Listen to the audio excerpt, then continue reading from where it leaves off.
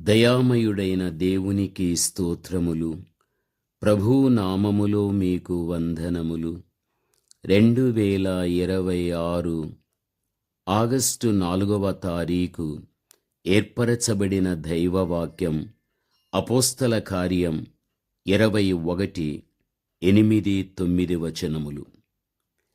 ఈ వాక్య భాగములో సువార్తికుడైన ఫిలిప్పుకు కన్యకలుగా ఉన్న 4 కుమార్తెలు కనబడుతూ ఉంటున్నారు.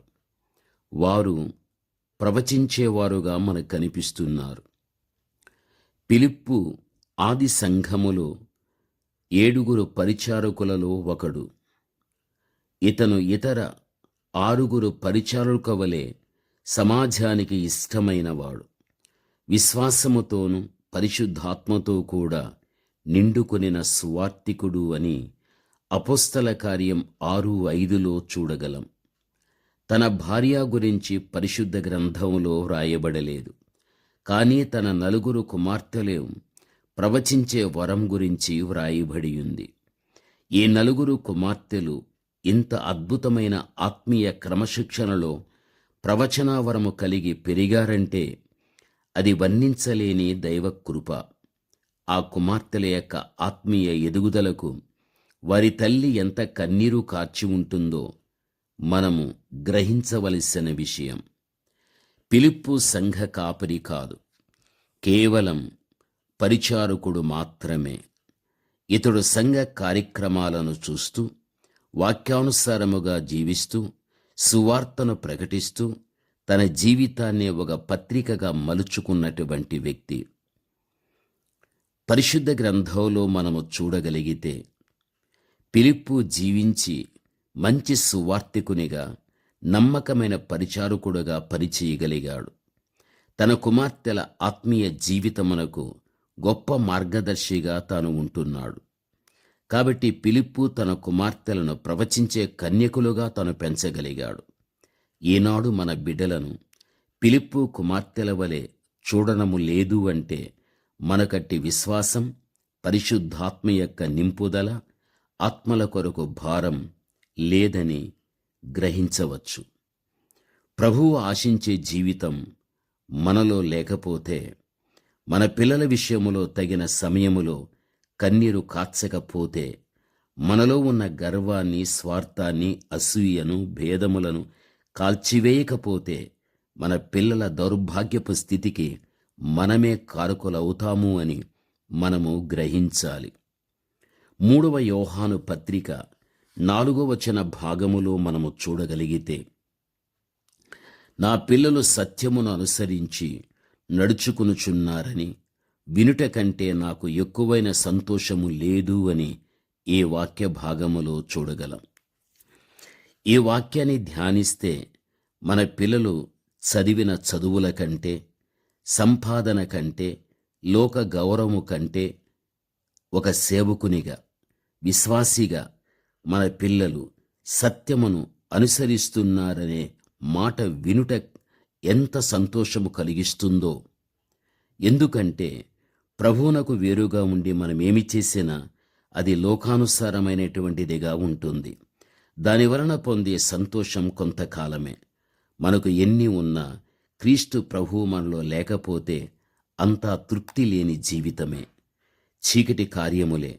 క్రైస్తవ కుటుంబములో పుట్టిన పిల్లలకును ఇతరులకును గొప్ప వ్యత్యాసముండాలి. ఇప్పుడు మనము లోకానికి వెలుగై ఉన్నాము గనుక దుష్టుల ఆలోచన చొప్పున నడవకుండా, పాపుల మార్గాల్లో మనం నిలవక, అపహాస్యకులు కూర్చుండే చోట మనము కూర్చుండక ఒక ప్రత్యేకమైన జీవితాన్ని కలిగి ఉండాలి.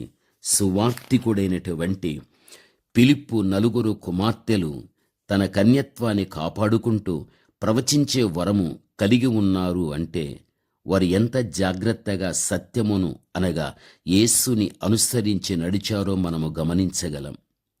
ఈనాడు కుమార్తెలే కావచ్చు, కుమారులే కావచ్చు, ఎంతమంది ప్రభువులో జీవిస్తున్నారు. ఎందరు తల్లిదండ్రుల పిల్లల యొక్క పరిశుద్ధ జీవిత విషయంలో శ్రద్ధ తీసుకుంటూ ఉన్నారు. మన పని మనదే, వారి పని వారిదే అనుకుంటే చివరకు వారి జీవితంలో దేవునికి స్థానము లేక భ్రష్టులైపోయే పరిస్థితి కూడా ఏర్పరచబడగలుగుతుంది. బైబిల్ ఏం చెబుతుంది? బాలుడు నడవలసిన త్రోవన వానికి నేర్పుము, వాడు పెద్దవాడైనప్పుడు దాని నుండి తొలగిపోడు అని సామెతలు 22:6లో మనము చూడగలం.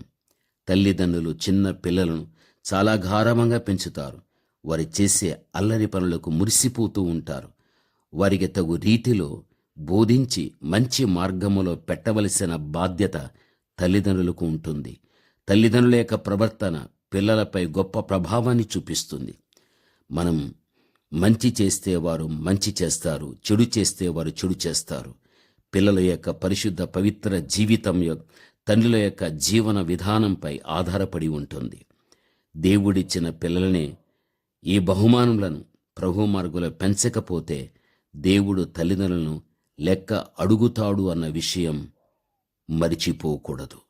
ప్రభువునందు ప్రియమైనటువంటి వాళ్ళారు, చెబుతుంటారు అనేక మంది వ్యక్తులు, మొక్కయ్య వంగనిది మ్రానయ్య వంగడం అసాధ్యము అని.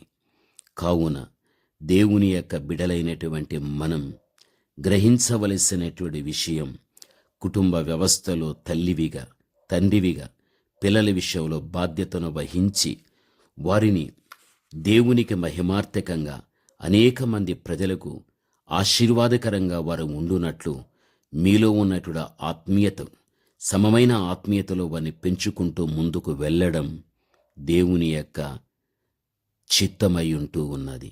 ప్రార్థన. పరమతండ్రి అయిన మా దేవ, ఘనమైన మీ నామమునకు స్తోత్రములు. ఫిలిప్పు యొక్క కుమార్తెల యొక్క యోగ్యమైన జీవితం గొప్పది.